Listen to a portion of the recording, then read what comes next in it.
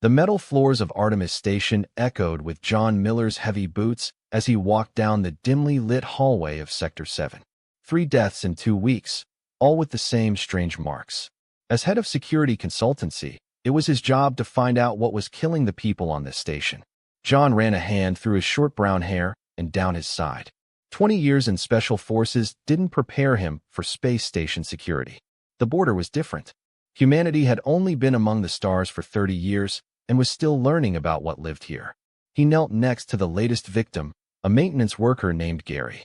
The body was still warm. Like the others, there was a single precise wound that went straight through the heart. No blood, no signs of a struggle. The edges of the wound were too clean for any knife. What did the cameras show? John asked the young security officer next to him. Officer Patel shook her head. Nothing, sir, just like the others. 1 minute he's working on the panel, the next he's on the floor. The AI system did not detect any other life forms in this section. John frowned. Nothing could hide from the station's sensors, at least nothing that they knew of. Quarantine this section. I'll take over the night shift here myself. That night, John sat alone in the hallway where Gary died. His military-grade pulse rifle lay on his lap. The station hummed softly around him. The overhead lights were dimmed to simulate night, casting long shadows on the metal walls. 3 hours passed. Nothing moved. Then John felt it. A slight change in air pressure. The hairs on his arms stood up. Years of combat have given him a sixth sense for danger. I know you're here, he said calmly, standing up. Show yourself. The shadows in the corner deepened as if darkness itself was gathering. John raised the rifle, his finger ready on the trigger. A voice like crushed glass whispered from everywhere and nowhere. You feel me? Interesting. John stood his ground. I was hunted by the best. You learn to feel when something is watching you. The shadow moved, stretching across the wall. It wasn't just darkness. It was something that absorbed light. A form took shape, tall and slender, with limbs that seemed too long. His skin shone like oil on water, and where a face should have been, there were only twin points of silver light. The others died without knowing I was there. The creature said, "You are different." John kept his rifle trained on the central mass of the shadowy being. I assume it was you who killed those people. The creature approached. John fired 3 shots. The plasma beams passed straight through the being and burned the wall behind it. Your weapons cannot harm me, it said, now a few meters away. I am Sarthal. My species is known as void wraiths. We are the deadliest hunters in the galaxy. So why am I still breathing? Asked Joao. The silver lights that served while I studied him. Because you interest me. Human, you felt my presence. You faced me without fear.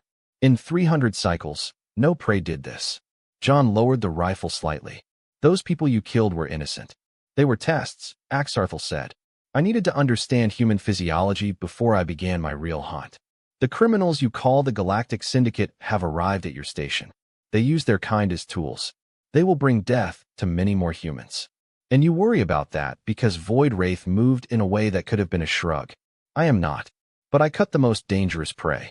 The Union avoided me. I believe your human perspective can be valuable. Your kind thinks differently. John's mind raced. If this were true, the station was in more danger than anyone imagined. The Syndicate was known for biological weapons and the slave trade. You want to work together? John asked in disbelief. Partnership is unknown to my species. We hunt alone. But your species adapts, improvises. These qualities can complement my skills. Extent of Sarthal, he drew what appeared to be a hand, though it changed and reformed like living smoke. Will you join me on the hunt? John Miller? John looked at the offered hand, knowing his decision would change everything. The deadliest assassin in the galaxy chose you as his partner. And somehow, that seemed like the least dangerous option available. John Miller sat in his small quarters, looking at the strange being in front of him. Sarthal somehow passed through the station walls without raising any alarms. The Void Wraith hovered near the ceiling. Its shape changes like smoke against the bright lights. How long have you been observing humans? Asked Joao. 42 of his years, replied Sarthal. His voice seemed to come from everywhere at once. Their species spread quickly among the stars. Most of the new races are easy to understand. But humans, you are unpredictable. John crossed his arms. And these Union people, why are you hunting them? The silver lights that served as Sarthal's eyes dimmed slightly. They disturbed the natural order. They remove species from their home worlds before they are ready for the stars. They create weapons that kill indiscriminately. This prey is worthy of hunting. Then this is just sport for you, John said flatly. All life is a hunt, replied Coxarthul. But even we have rules. The Union breaks the skirt. A soft beep interrupted them. John checked his comm unit and frowned. Chief of Security Carter wants to see me. She's probably wondering why I didn't tell her anything about last night. Sarthul seemed to disappear into the shadows. I will observe. Your species responds best to yours. Convince her to give you access to the station's records. John found Susan Carter in the main security office. Her red hair was pulled back tightly, and dark circles under her eyes suggested she hadn't slept well. Miller, she said, without taking her eyes off the screen. You didn't report anything unusual during your surveillance of Sector 7. That's right. John responded carefully. But I have a hunch these deaths could be linked to some new arrivals. Can I access last month's passenger manifests? Susan finally looked up. Do you think someone brought something on board? Why not share this theory last night? There wasn't enough to go on, John said. But if the Union has people here, the Union, Susan's voice sharpened. That's a serious accusation, Miller. We do not disclose this name without proof. John leaned forward. So let me find the proof. Give me access to the records within 48 hours. Susan studied him for a long moment before slowly nodding. Fine, but I want updates every 6 hours. And if you find something concrete, come to me first. Understood. Back in his quarters, John found Sarthul examining his collection of old paper books, a rarity in space. Your boss Carter is scared, said the alien without turning around. How do you know this? Asked Joel. Your smell, your pulse. Humans transmit their emotions physically. Sarthul glided over to the computer terminal where John had obtained the passenger records. There, the human, even called Peters. He is the Union. John looked at the ordinary face on the screen. How can you know? He has a modified neural implant. I felt this when I explored the station. Corresponds to syndicate technology. John scrolled through more records. He came with 5 others, all listed as agricultural consultants. Sarthul's form rippled. A cover. The Union plans to use his station as a distribution point for a biological agent. I found traces in your quarters. A virus. John felt cold. Artemis Station housed more than 5,000 people. Yes, designed to only affect humans, they plan to demonstrate their power here. Then sell it to enemies of your kind. John stood up quickly. We need to tell Security Chief Carter. No. Sarthul placed himself between John and the door. She may be compromised. The Union always buys local authorities. No, Susan, John said firmly. I've known her for years. Then it will be washed. If you alert her directly, the syndicate will know we are aware of her plans. John paced back and forth in his small room. So what do you suggest? That we take care of it ourselves. Sarthul's silver eyes glittered. Yes, my species hunts alone. But I believe your human perspective will be valuable in tracking these prey. Your understanding of your own species will help me eliminate the threat. Eliminate. John stopped walking. You mean kill them? It is the most efficient solution. John shook his head. That's not how we do things here. We need evidence and then arrests. While you gather evidence, they prepare their weapons. Sarthul countered. How many humans will die because you followed rules that the Union ignores? John looked at the alien, realizing that working with the deadliest assassin in the galaxy meant facing difficult choices. If they were partners, each of them would need to adapt. Artemis Station's maintenance tunnels were narrow and poorly lit. John crawled through them, with Sarthul flowing beside him like a living shadow. They had been working together for 3 days, tracking the movements of the syndicate members. How much is left? John whispered. 200 meters. Sarthul replied. They gather in an unused warehouse. They believe the metal walls block the sensors. John nodded. His body ached from crawling through the tunnels, but he didn't complain. He had seen what the Void Spectre could do when it wanted to move quickly, passing through solid walls as if they were air. Remember our agreement. John said firmly. We gather evidence first. Do not kill unless absolutely necessary. Sarthul's silver eyes darkened slightly. Your human methods are inefficient, but I will obey. For now. They reached a small opening above the warehouse. John carefully positioned his microcamera to view the space below. 6 people were around a table covered in equipment. Even Peters seemed to be in charge, pointing to diagrams on a portable screen. The virus is almost ready, Peters told the others. Once we release it into the air system, it will affect everyone on the station within hours. Buyers will see how effective this is and become rich. One of the women frowned and will be safe. Peters nodded. We all got the vaccine before boarding. Just remember to use the filters when you start so no one gets suspicious. John turned away from the ventilation and looked at Zarthel. We need to get samples of this virus and the vaccine. Susan will need proof. I can get them back, Zarthel said, but you must create a distraction. John handed the alien a small sample container from his backpack. Be quick. I'll trigger a small system glitch to get their attention. Using his security control, John accessed a nearby control panel and programmed the storage area's lights to malfunction. As the room below plunged into darkness, he heard confused screams. Zarthel slid down the solid ceiling like water through a sieve. John watched on camera as the Union members fumbled with the light sources. They didn't notice the shadow moving among them, collecting samples of their equipment and the sirens of a case doctor. In less than a minute, Zarthel was back beside him, holding the sample container. It's done. As they retreated through the tunnels, John felt a strange tingling in his hands. What's happening to me? Zarthel examined him. Your senses are improving. My closeness is affecting you. Affecting me how? John asked. Worried, a biological bond is forming. My species can improve others temporarily.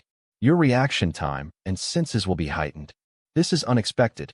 Most species cannot relate to us. John flexed his fingers, realizing he could see individual particles of dust floating in the dim light. Is it dangerous? Not for short periods. Zarthel said, it will disappear when we are apart. Back in his quarters, John examined the samples under his personal microscope. This is definitely by design. We need to take this to Dr. Lewis in the medical wing. Is the doctor trustworthy? Exartel asked. Yes, he is an old friend. The specter of emptiness moved restlessly around the room.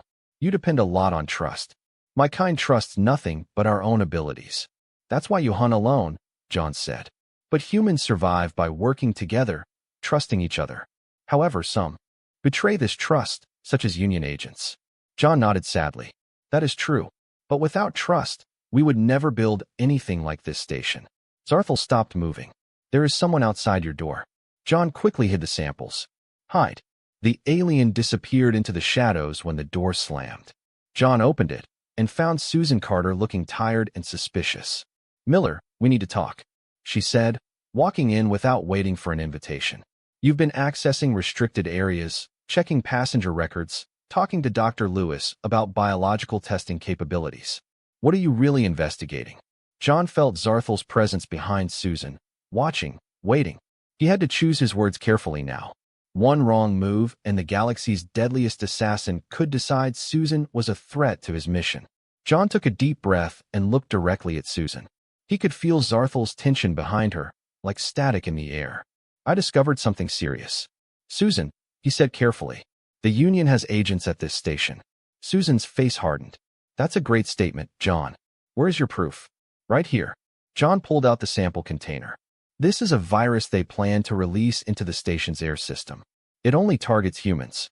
Susan took the container, examining it closely. And how exactly did you achieve this? John hesitated. He couldn't tell her about Zarthel. Not yet. I have a source. Someone who can move around the station without being noticed. A source. Susan raised an eyebrow. Is that also how you found out about the 3 deaths before anyone reported them? John felt a shiver. How did she know that? He was careful. Who did you tell about this virus? Susan asked, pocketing the sample. Just Doctor. He is analyzing now. Susan nodded. Good. Keep it a secret for now. I'll take care of it from here. She moved towards the door. And John, stay in your quarters tonight. That's an order. After she left, Zarthel emerged from the shadows. She lies. His heart rate increased when she talked about how to handle the situation. Do you think she's working with them? John couldn't believe it. She's been my friend for years. Friends can be transformed. Zarthel said. Money. Threats. Bribery. The Union uses many tools. John's communications unit arrived with a message from Dr. Lewis. Sample confirms modified virus. Extremely dangerous. Carter confiscated all my data and samples. What is happening? John showed the message to Zarthel. We need an S-move now. If Susan is compromised, the entire station will be in danger. They headed towards the Central Security Center. But halfway through, alarms started to ring. A voice came from the station-wide system. Administrator Alan Brooks. Attention all staff. This is a security lock. We have detected a dangerous alien presence on the station. All civilians must remain in their accommodation. Security teams report immediately to their stations. In the hallway in front of them, full of armed security guards, one of them spotted John. There he is. Security Chief Carter says he was infected by the alien. Take him alive if possible. Plasma bolt hit the wall near John's head. He entered a side hallway, our fool flowing beside him. They're hunting us now, John said as they ran. No, Zarthel replied. They are prey that think they are hunters. A dangerous mistake. They took refuge in a maintenance room. John checked his security tablet, but his access was revoked. They isolated me from all systems, he said. But why incriminate me? Why not just release the virus? Zarthel's form rippled. They need to test first. They need data to sell to their buyers. Your head of security must have revealed our discovery. Now they need a new plan. We have to warn people. Joao desperately helps. First, we must survive. Zarthel replied. I feel hunters approaching. Lots of them. The door to the maintenance room suddenly closed. Gas began to enter the ventilation openings. They intend to capture you, Zarthel said. But they can't hold me. The alien's form began to dissolve. I will find a safe path. Wait, John screamed as the gas made his eyes water. Don't leave me here. But Zarthel had already broken through the wall. For the first time since their partnership began, John was truly alone. As the gas filled the room, John's vision became blurred. He fell to the ground, feeling betrayed. After all, the deadliest assassin in the galaxy has abandoned him. Then the ceiling above him melted. Zarthel's smoky form lowered itself, enveloping John's body. Hold your breath, the alien whispered. I will carry you through the walls. John felt his body become lighter, almost transparent. It was painful, as if every cell was being separated. But he trusted Zarthel now. Human and hunter climbed together through the solid metal, evading their pursuers in a way only Zarthel's kind could do. As they emerged into an empty hallway, away from their hunters, John realized that something had changed between them. The galaxy's deadliest assassin risked himself to save him. Their partnership became something more. John was sitting on the floor of an abandoned warehouse, trying to catch his breath, his body aching from the strange experience of passing through solid walls. Zarthel hovered nearby, his form appearing weaker than before. This consumed a lot of energy. The specter of the void said calmly, I have never carried another being through matter before. Thank you, John said sincerely. You saved my life back there. Zarthel's silver eyes blinked. It was necessary.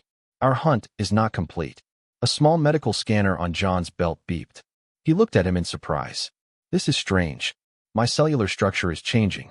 Zarthel approached. I was afraid this might happen. When I carried you through the wall, part of my essence merged with yours. What does this mean? John asked, suddenly worried. My kind can form bonds with others, but have never been successful before.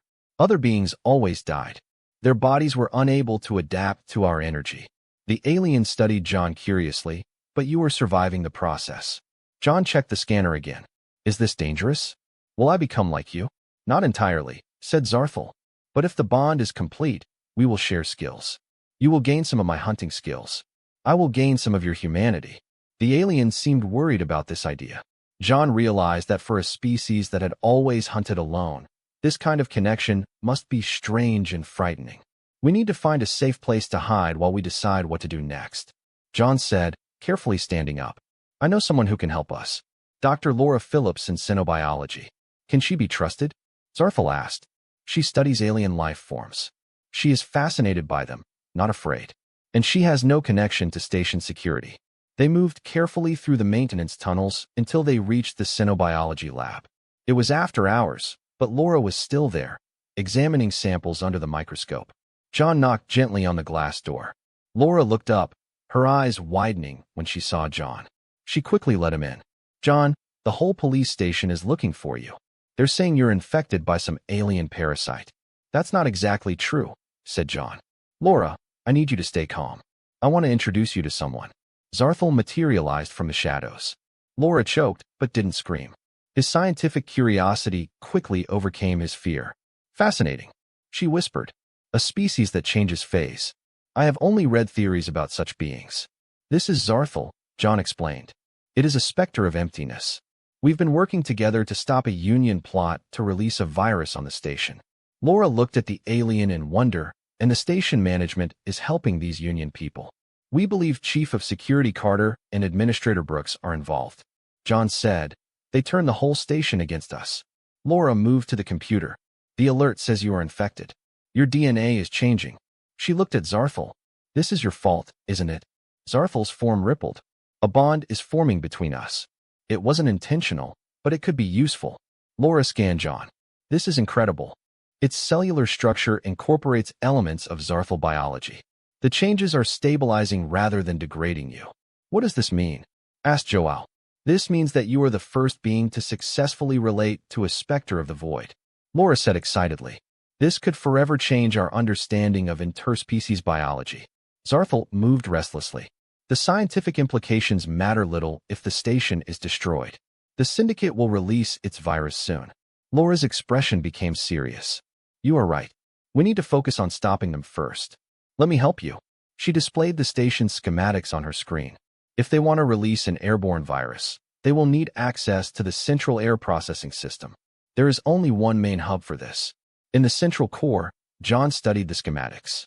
This is heavily guarded. We can't go in there without being seen. Zarthal's silver eyes glittered. Maybe we don't need to avoid being seen. Maybe being seen is exactly what we need. Laura looked confused, but John began to understand the alien's plan. The deadliest assassin in the galaxy was suggesting that they become the bait for his own trap. News of the human teaming up with an apparition from the void spread quickly through the station's communications channels. Administrator Brooks ordered all security forces to capture John and the alien at any cost. The hunt extended throughout the season. They took the bait, Laura said, watching security footage from their terminal hidden in an abandoned section of the lab. All available officers are also looking for you. John nodded. He could feel Zarthal's presence, even though the alien had temporarily separated from him to explore the future. Their bond was getting stronger. He could feel vague impressions of what the Void Spectre was seeing. Zarthal found something. John said suddenly. The Union team is moving. They are heading to the air processing center now. Laura looked surprised. How do you know this? I can feel it. See through Zarthal's eyes. More or less. John closed his eyes, focusing on the connection. They think the distraction of the hunt is a perfect cover for us. We need to move now, Laura said, gathering her equipment. I prepared an airborne antidote based on the samples you collected. If they release the virus, we can fight it, but we have to be present. They escaped through the station's service corridors, avoiding security teams looking for them. John's newly enhanced senses allowed him to detect approaching danger before it arrived. He could hear the heartbeats through the walls and smell the fear and excitement of the hunters. Someone's coming, he whispered to Laura, pulling her into a dark alcove. A security team passed by, missing by inches. Your changes are progressing, Laura observed calmly. Your eyes. They have silver spots now. John touched his face. I can feel it happening. It's like parts of me are becoming more like Zarthal, while Zarthal is becoming more like me. They arrived at a maintenance shaft that led to the air processing center. John could sense that Zarthal was already there, watching the syndicate team prepare their device. 6 of them, John said, have the virus container connected to the main entrance. They are setting a timer. Laura handed him the antidote container. We need to put this in the same entry. This will neutralize the virus as it spreads. John looked down into the narrow pit. I'll go, you stay here. But you can't fight 6 of them alone. Laura protested. John smiled slightly. I'm not alone. He crawled through the pit. Feeling Xathal's anticipation grew stronger in his mind. When he reached the end, he peeked through the railing. The Union team was gathered around a large device connected to the air system. Even Peters was typing commands into a control panel. The timing is perfect.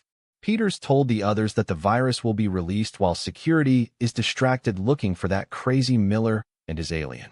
By the time they realize what is happening, it will be too late. John closed his eyes, focusing on his connection with Zarthal.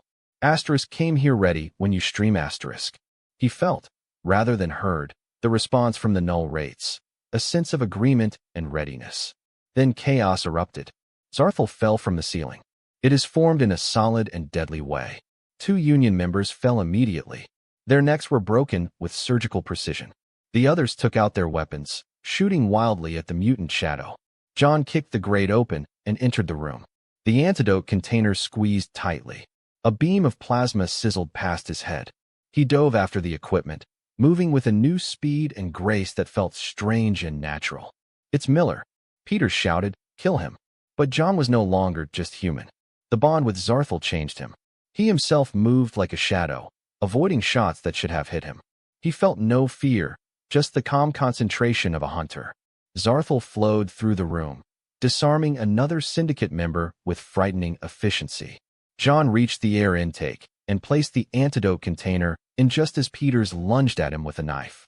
John grabbed the PU. He saw the man with inhuman speed. Peters looked in horror at John's eyes, now streaked with silver. "What are you?" Peters gasped. "Something new," John replied. His voice overrode Zarthel's otherworldly tones. "Something your union never expected." Across the galaxy, the news began to spread.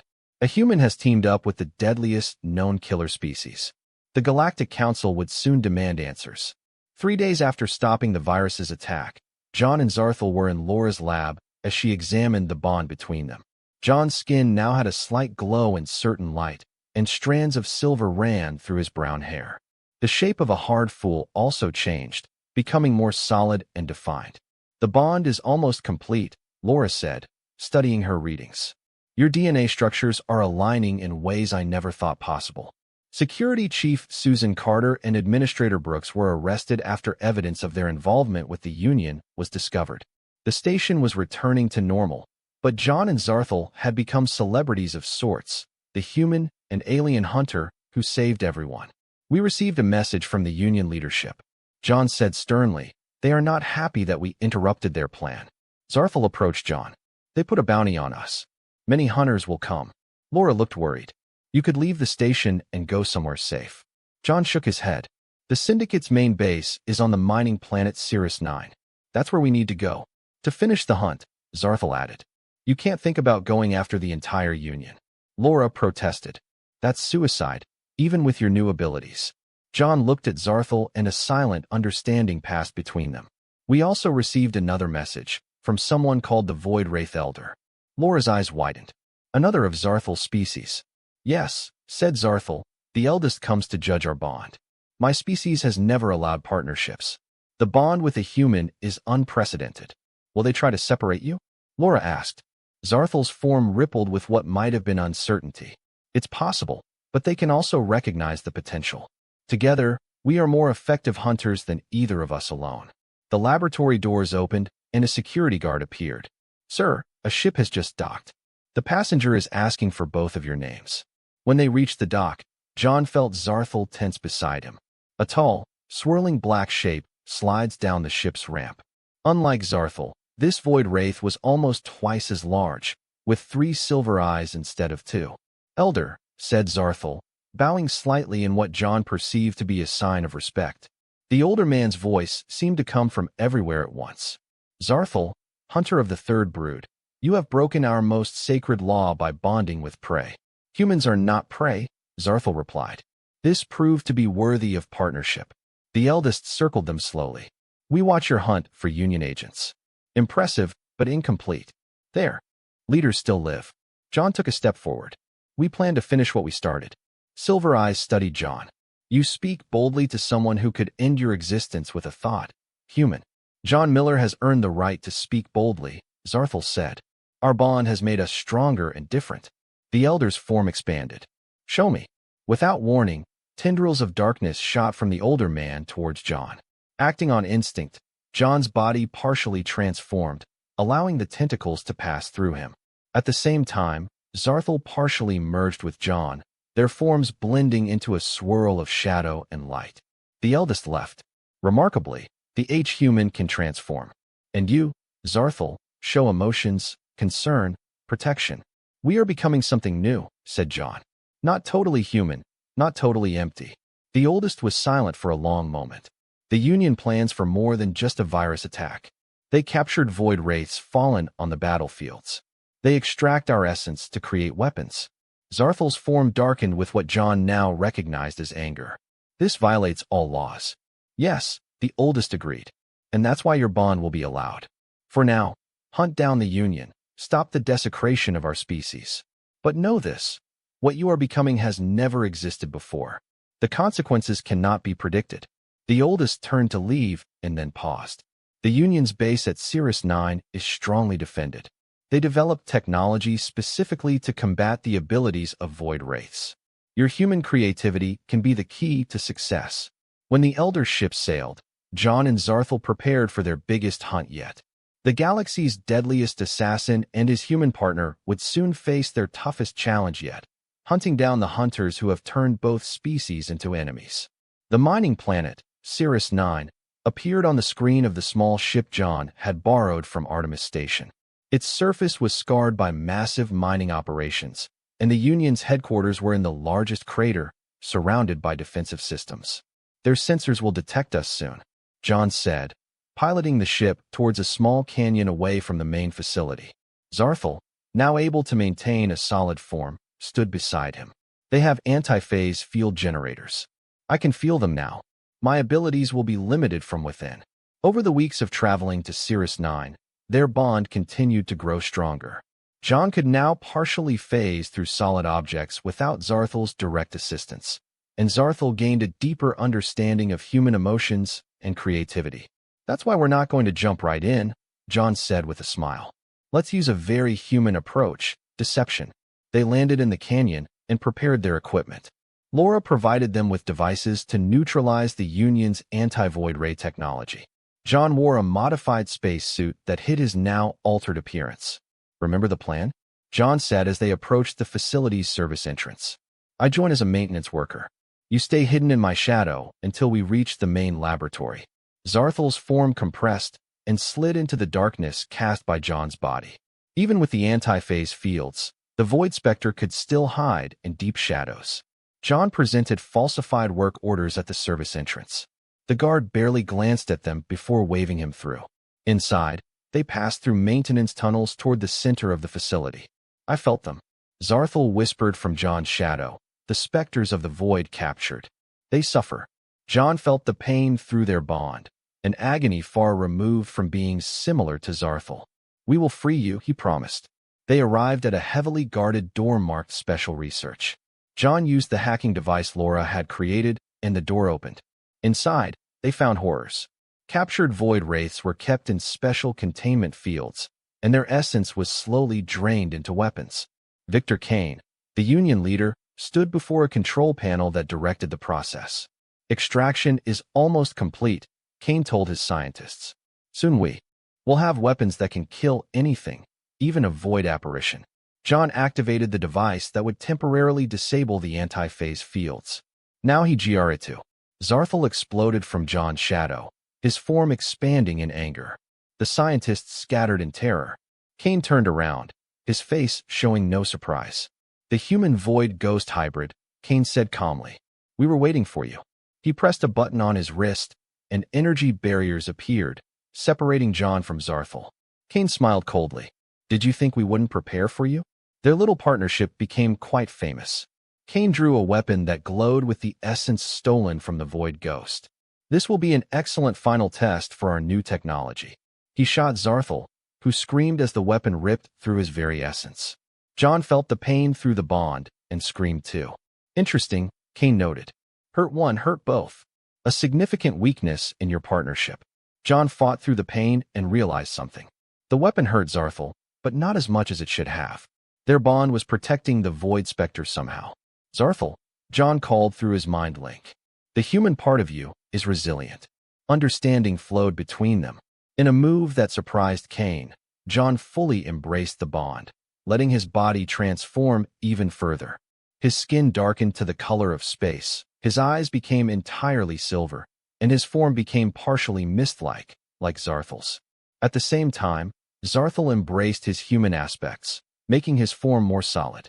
They were neither human nor void wraiths now, but something entirely new. Kane fired again, but the gun had little effect. John Zarthel moved as one being, disarming Kane and deactivating the barriers holding back the captured void ghosts. Kane retreated. Wait, I can offer you power, resources. We have something better. John Zarthel said in a voice that was still unique. We have each other. Instead of killing Kane, they tied him to the authorities. The galaxy's deadliest assassin learned mercy from his human partner, just as the human learned precision from the assassin. As the freed void wraiths gathered around them, John and Carthel knew they had created something unprecedented in the galaxy, a new kind of partnership that would change their species forever.